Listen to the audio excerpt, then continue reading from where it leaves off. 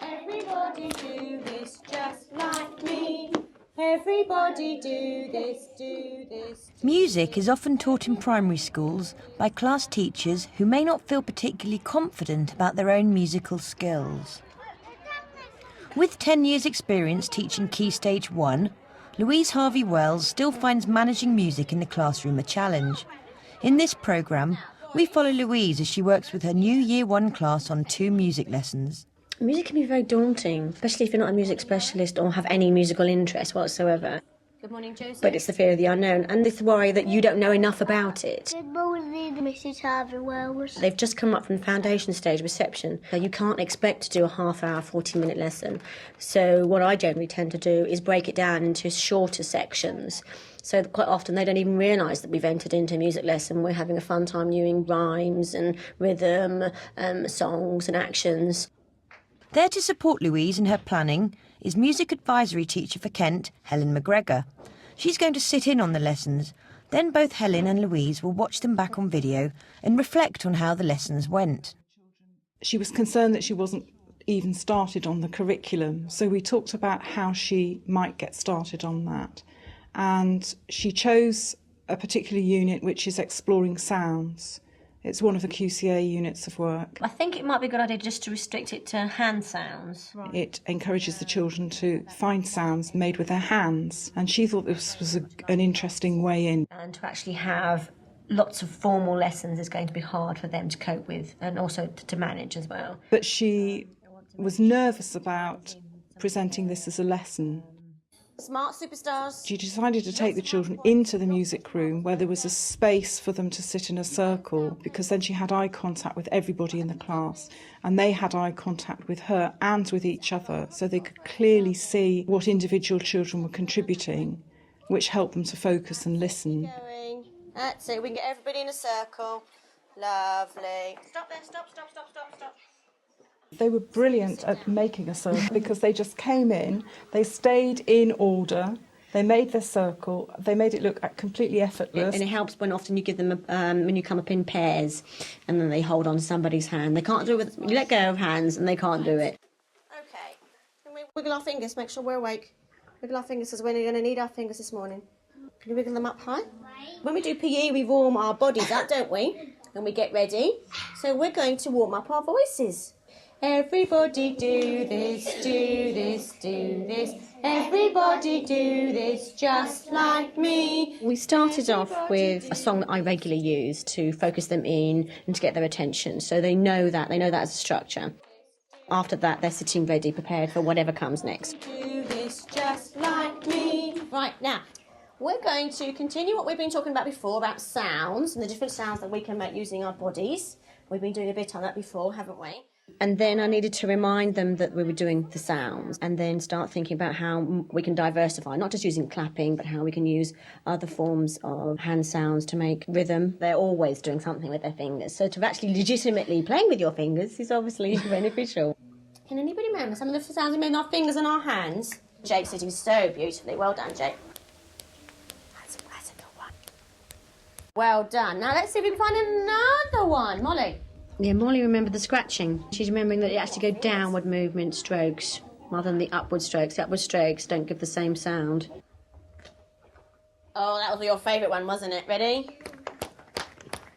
Easy. That's a nice, easy. Everybody was participating all the way through the lesson. There were lots of children totally absorbed in what they were doing. And it's a good way of developing fine motor skills as well, isn't it? Oh, definitely. Some of them were really exploring what individual fingers could do. We're going to sing a song now. Now, this is the We chose to use the song to give them the structure and also to give them the focus so they were all actually involved. Because otherwise, if you're just sitting there waiting for a child to choose a sound, it can get quite tedious for the other ones. And so to harness their attention using the song. So we're going to try and sing the song, and then one person will demonstrate, and I'm going to choose somebody very sensibly to show us either one of the ones we've just practiced or another one that maybe you could think of. Maybe that's given you some ideas and reminded you, but only remember, it sounds only to do with our hands today. 1, 2, 3. Hands can hold and hands can squeeze. Hands can... Point here about starting songs off Hands can hold and hands can squeeze, hands can rest upon your knees. It's actually in a count of 4. So it doesn't So fit. to count in 3 gives them a sort of false sense of what's going to happen. You might want to just say, ready and hands can hold, so that you've got their attention, they've got the start note, and you go straight into the song. And you can use that for any song. Can your hands make treat? Have you got a sound for us that we could make? You want that one? All right, so we're going to sing the verse and then we'll add your sound on the end of it. Ready? Hands can... It's got a very repetitive rhythm and melody, and also gives them a nice pause, so they're on within bated breath as to see who's going to be chosen. It gives them a very secure structure, doesn't it? They know what's coming next. Can our hands make... Right, we're going to have one more go. Brandon, have you got a sound that we could do? Flick, flick. Ready? No, not flicking our head, Charlie. Because we're only using our hands. Wait, hold on. I'm waiting for people to be ready. 1, 2, 3. Hands can hold and hands can squeeze. Hands can rest upon your knees. Hands can clap and hands can shake. What kind of sound can your hands make? Let's make Brandon sound. Ready? Well done. We're going to play memory game now. We're going to build up a pattern with our lovely sounds that we can make, all right? I'm going to choose Georgia first. Can you think of a sound that we can make? It doesn't matter if it's one we've already done. Click. So we're going to remember Georgia's one, and now we're going to see if we can add another one. Jack. You never know how they're going to accept the whole sounds and the building and the memory, and how much their attention is going to stay with the task. And they were there looking to see who was going to be the next person and see if we could remember it. And a couple of children, you can see, were actually trying to memorise who was next. And, no, that's the wrong order. And they were adamant that they knew who was coming next. Jack was... Matthew was... Paul? Oh, Paul is being very clever. He's not just using the palms of his hands, he's using this bit here. And one of the children came up with a totally different one using his wrist. So he's actually exploring the fact that, yes, he can use other parts of his hands. So he wasn't just sort of repeating or copying. So it was good that he'd actually taken that a bit further. And now Thomas. Thomas is trying to use his fingers, aren't you? Right, let's go back to the pattern again. Ready? George's was 1, 2, 3. Jack's was flick, flick. And then Matthew was... 3. And then Paul was... And Thomas was... How many children is that so far? 5. Casper, have you got a sound for us? Well, why don't you have a quick look at this picture here while everybody else is sitting on their bottoms? And then I noticed that there was one little boy who was not very confident. He then used the chart and made it a secret. And they were like, "Oh, what we're going to come out with?" Oh, so that's lovely. it meant that the other children weren't excluded from it because they were then waiting for Casper. Sometimes his behaviour does mean that he can feel a bit alienated, and he was new. He only arrived at the beginning of this term. He wasn't with them in reception. You didn't just accept the first one he pointed to.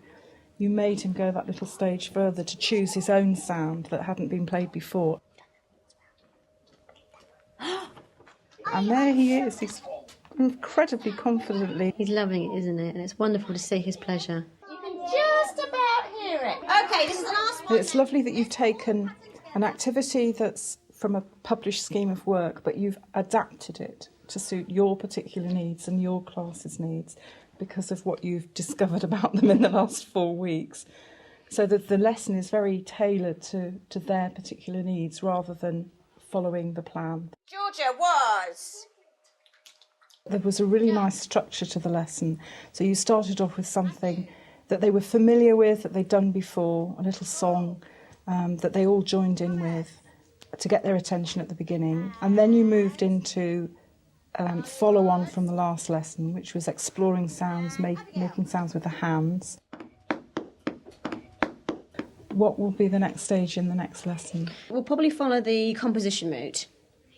And then looking again at the chart and the sounds and the different body sounds. So it's either the clap, the rub, the flick, the click, whatever the pictures are. And then what would be quite nice is if they can actually, within a group or a pair, create a sequence, annotate it, and then bring it back to the whole class in that situation. So then they're looking at it and reviewing their own work, and then perform their sequence, or see if the whole class can actually work out their sequence from the notation. Right, so I'm going to make a pattern and let's see if you can read it for me. I'm going to choose 2 sounds. Which one is this? Flick. Flick. Which one is this? Pop. I know one. Here we go. Now we're just going to say it first. Ready? Flick, flick, pop, flick, flick. And what would come next? Pop. It's a sequence, so we know what comes next, don't we? Luke, who's your partner? Go.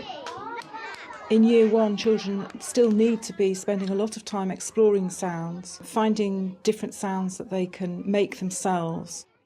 Louise actually took that a step further and decided that they were ready to start ordering those sounds and making sequences. She listed the sounds that they could choose from. We need the flick.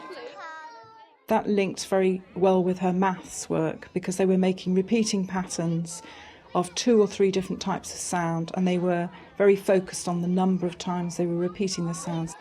Yes. Flick and scratch. So you need to make it into a pattern now, don't you, you two? So which one's going to go first? You're going to have the scratch together, and then you're... All right, so if everybody put it together then. Right. And keep looking at each other so you can keep together. Okay, let's make a different Ready?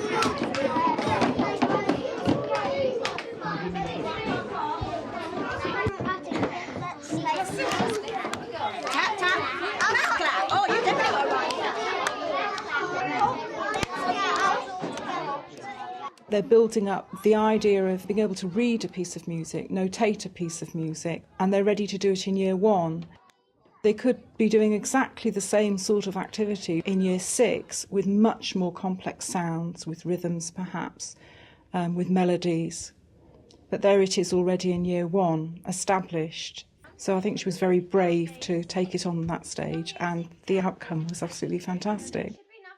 The children have now produced their own musical scores which they can play, they can share, and they can perform to each other. Matthew and Charlie.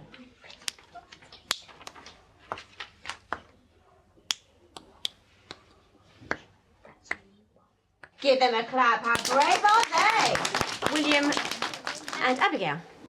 Right, ready? 1, 2, go. 1, 2, 1, 2, 1, 2. Well done. Music has to be hands-on, especially for small children. So to let go is very scary for a teacher. You don't know what you're going to end up with. You can end up with a rat on your hands. Which do you start off with, a pop or a clap? Pop. A pop. So you're going from this side. It's left-handed music here. Pop, pop, clap. I think generally teachers are nervous about music because it makes a noise, and the noise level can be quite high sometimes, especially if you're using instruments. But if you just apply your normal classroom management strategies to a music lesson, it can work really well. Which 2 sounds have you 2 chosen for your score? Tap and clap. Right, how many taps are there? 2. And how many claps are there? 2. So are you ready? Well, I'll count you in and then you start together. 1, 2, 3, 4. Tap, tap, clap, tap, tap. Can we join in?